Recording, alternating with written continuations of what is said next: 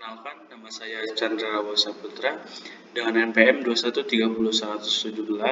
Di sini saya akan menjelaskan mengenai pengembangan model persediaan Economic Order Quantity Multi-Item dengan mempertimbangkan faktor kadaluarsa, all unit discount, dan kendala kapasitas. Yang pertama itu ada permasalahan yang terjadi pada metode pengembangan ini. Yang pertama, ada kadaluarsa. Karena menjual beberapa jenis produk dengan volume yang rendah dan memiliki fluktuasi permintaan yang cenderung kecil, terdapat kemungkinan untuk mendapatkan potongan harga jika membeli bahan makanan dalam jumlah besar. Namun, barang konsumsi yang dapat kadaluarsa juga perlu diperhatikan. Yang kedua ada all unit discount. Perusahaan yang memproduksi makanan untuk dijual pada kenyataannya didapati memesan secara simultan pada satu supplier daripada memesan per item. Dengan demikian, perusahaan dapat memperoleh diskon untuk setiap unit yang dibeli dalam jumlah besar. Ketiga, ada kendala kapasitas. Adanya keterbatasan kapasitas berupa batas produksi, batas penyimpanan, atau batas pengiriman. Dengan demikian, perusahaan harus mempertimbangkan keterbatasan kapasitas tersebut dalam mengendalikan persediaan. Lalu yang keempat ada optimalisasi jumlah persediaan dalam menentukan jumlah persediaan yang optimal untuk mengurangi biaya persediaan. Namun, permasalahan yang terjadi adalah bagaimana menentukan jumlah persediaan yang optimal dengan mempertimbangkan kadaluarsa, all unit discount, dan kendala kapasitas. Lalu yang selanjutnya ada tujuan pengembangan model.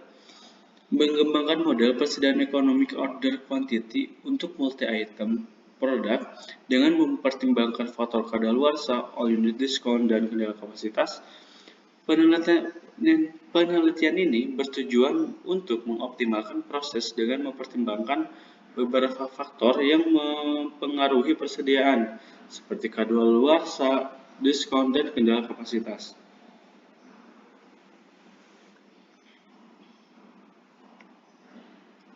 Lalu yang selanjutnya ada pemilihan model. Model sederhana yang biasa digunakan untuk menentukan ukuran pesanan yang optimum adalah Economic Order Quantity atau EOQ. Model ini bersifat deterministik, digunakan untuk jenis produk yang memiliki variansi relatif. Perlu diperhatikan juga dalam kapasitas gudang, maka dari itu diperlukan pengembangan model. Penelitian ini mengembangkan model persediaan deterministik multi-item dengan mempertimbangkan faktor all unit discount dan faktor kapasitas gudang.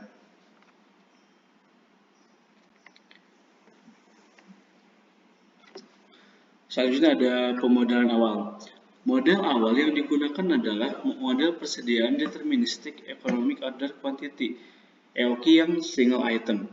Model ini mempertimbangkan biaya pembelian, biaya pemesanan, biaya penyimpanan, dan biaya kekurangan.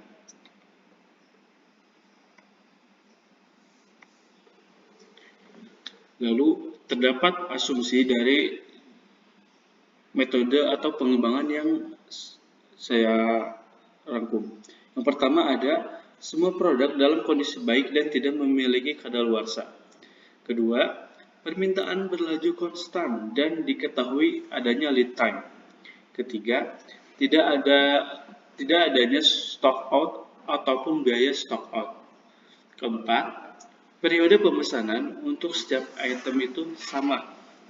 Kelima, item satu dengan yang lainnya itu bersifat independen atau sendiri. 6.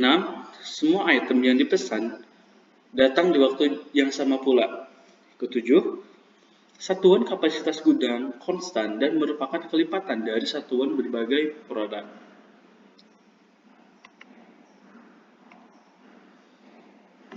Selanjutnya ada pengembangan model.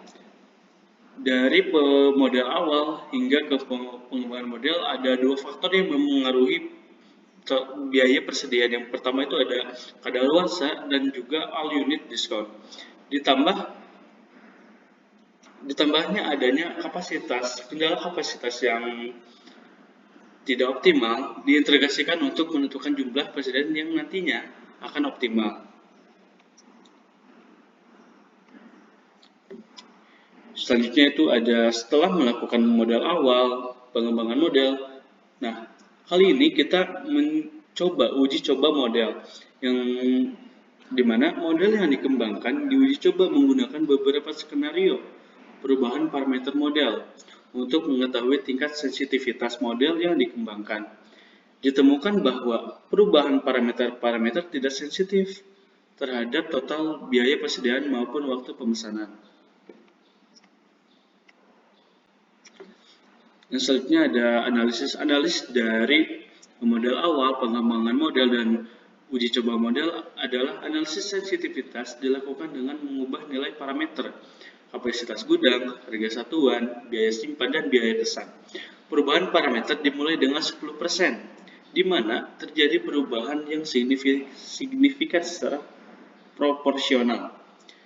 Biaya total tidaklah sensitif terhadap perubahan parameter yang lain.